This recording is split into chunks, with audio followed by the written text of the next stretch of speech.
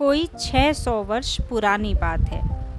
विजयनगर का साम्राज्य सारी दुनिया में प्रसिद्ध था। उन दिनों भारत पर विदेशी आक्रमणों के कारण प्रजा बड़ी मुश्किलों में थी।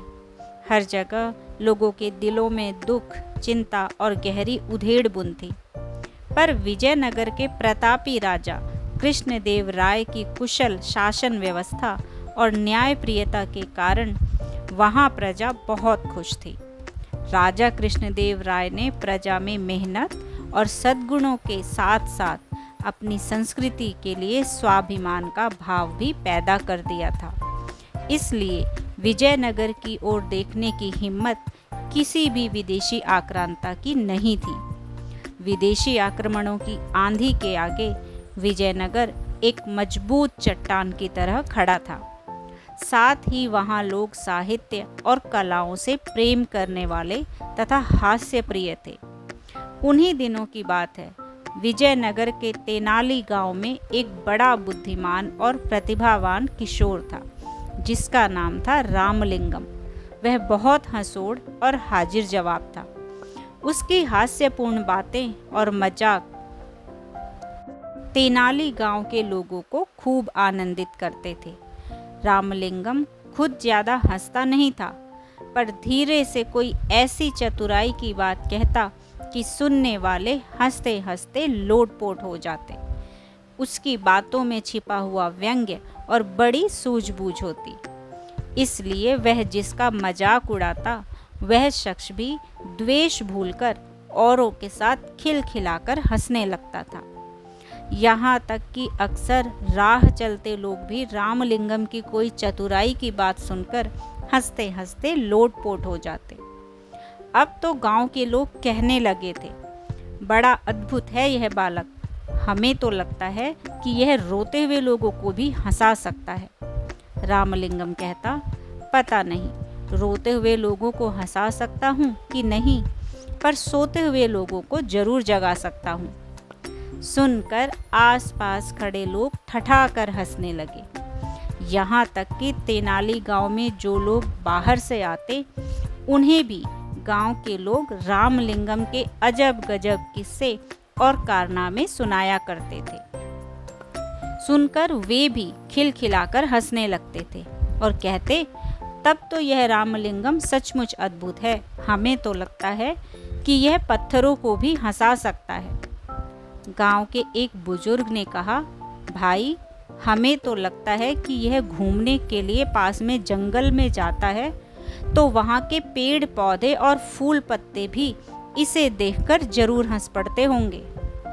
एक बार की बात है, रामलिंगम जंगल में घूमता हुआ माँ दुर्गा के एक प्राचीन मंदिर में गया।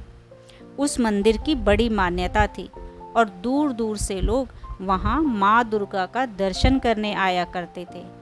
रामलिंगम भीतर गया तो माँ दुर्गा की अद्भुत मूर्ति देखकर मुग्ध रह गया। माँ के मुखमंडल से प्रकाश फूट रहा था। रामलिंगम की मानो समाधि लग गई। फिर उसने दुर्गा माता को प्रणाम किया और चलने लगा। तभी अचानक उसके मन में एक बात अटक गई। माँ दुर्गा के 4 मुख थे और 8 भुजाएं थीं।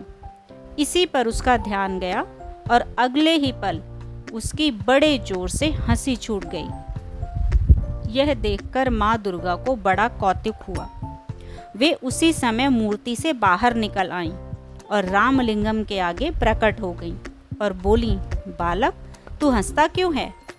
रामलिंगम माँ दुर्गा को साक्षात सामने देखकर एक पल के लिए तो सहम गया, पर फिर हंसते हुए बोला, क्षमा करें माँ, एक बात याद आ गई, इसीलिए हंस रहा हूँ। माँ दुर्गा ने कहा, कौन सी बात, बता तो भला। इस पर रामलिंगम ने हंसते हंसते जवाब दिया, माँ मेरी तो सिर्फ एक ही नाक है, पर जब जुकाम हो जाता है तो मुझे बड़ी मुसीबत आती है। आपके तो 4 मुख हैं और भुजाएं भी 8 हैं, तो जब आपको जुकाम हो जाता होगा तो आपको तो और भी ज़्यादा मुसीबत। रामलिंगम की बात पूरी होने से पहले ही माँ दुर्गा खिलखिलाकर हंस पड़ी। बोली, पगले तू माँ से भी मजाक करता है? फिर हंसते हुए उन्होंने कहा, पर मैं समझ गई हूँ कि तुझमें हास्य की बड़ी अनोखी सिद्धि है। अपनी इसी सूझबूझ और हास्य के बल पर तू नाम कमाएगा और बड़े बड़े काम करेगा। पर एक बात याद रखना, अपनी इस हास्य वृत्ति का किसी को दुख देने के लिए प्रयोग मत करना। सबको हंसाना और दूसरों की भलाई के काम करना। जा, तू राजा कृष्णदेव राय के दरबार में जा, वही तेरी प्रतिभा का पूरा सम्मान करेंगे। उस दिन रामलिंगम दुर्गा माँ के प्राचीन मंदिर से लौटा तो उसका मन बड़ा हल्का फुल्का था। लौटकर उसने माँ को यह अनोखा प्रसंग बताया। सुनकर उसकी माँ भी चकित रह गईं और फिर अगले दिन तक पूरे तेनाली गांव में यह बात फैल गई कि रामलिंगम को दुर्गा माँ ने बड़ा अद्भुत वरदान दिया है। यह बड़ा नाम कमाएगा और बड़े बड़े काम करेगा। उसके साथ ही साथ तेनाली गांव का नाम रोशन करेगा। Thank you for listening.